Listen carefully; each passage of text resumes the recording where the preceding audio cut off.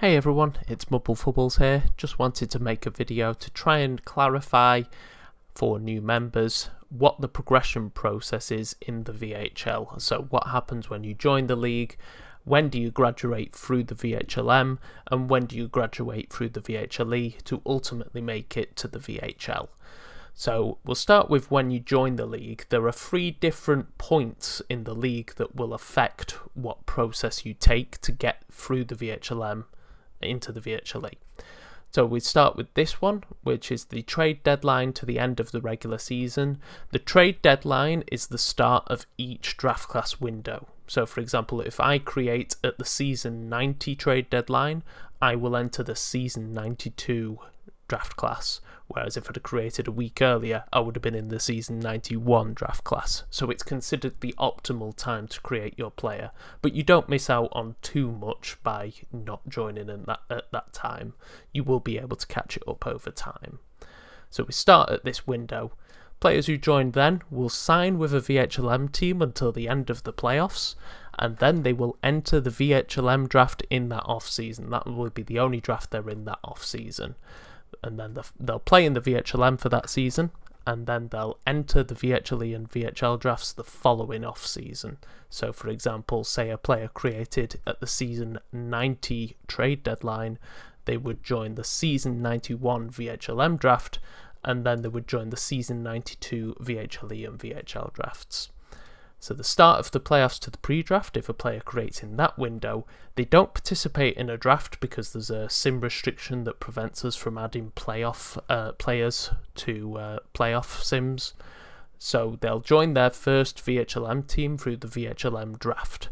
They will then play in the VHLM for the entirety of that season, and then they will enter the VHLE and the VHL drafts the following off-season. So for example, if I create just before the season 91 VHLM draft, I will enter that draft, and then I will enter the season 92 VHLE and VHL drafts.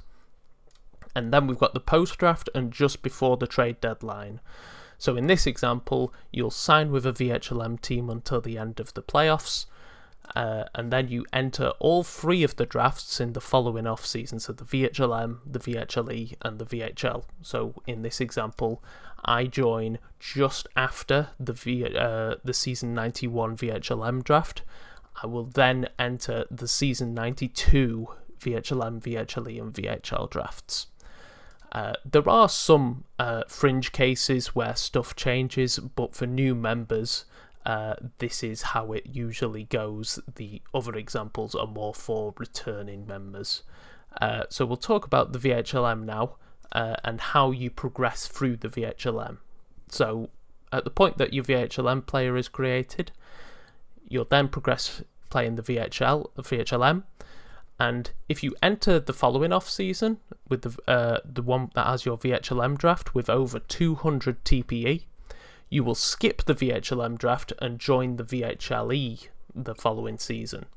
However, in most cases, you'll enter the off-season of your VHLM draft under 200 TPE.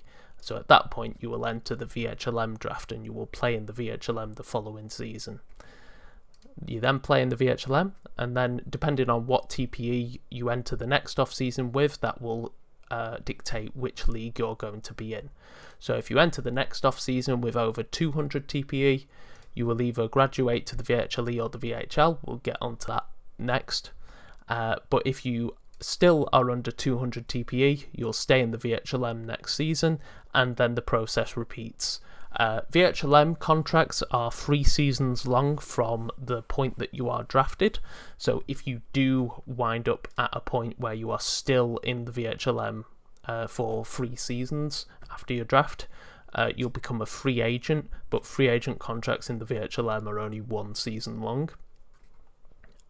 So that's the VHLM. And then we go on to the VHLE.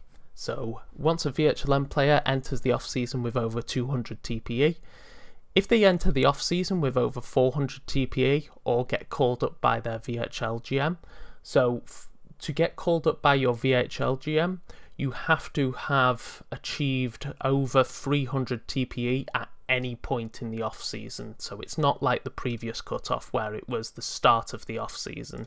This is for VHLE call-ups by a VHL GM, they can choose to call them up if they are above 300 TPE, but it is a mandatory call-up if they are over 400 TPE.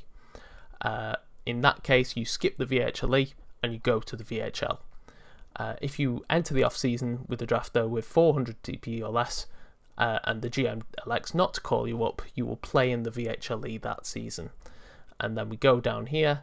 If you've then entered the following off-season with over 400 TPE, or again you get called up by your GM, you will graduate to the VHL, and then from that process on, you'll be in the VHL. If you're still at under 400 TPE though, and you don't get called up by a GM, you'll play in the VHL next season again, and then the process repeats. Like the VHLM, the VHLE contracts are 3 seasons long after the VHLE draft.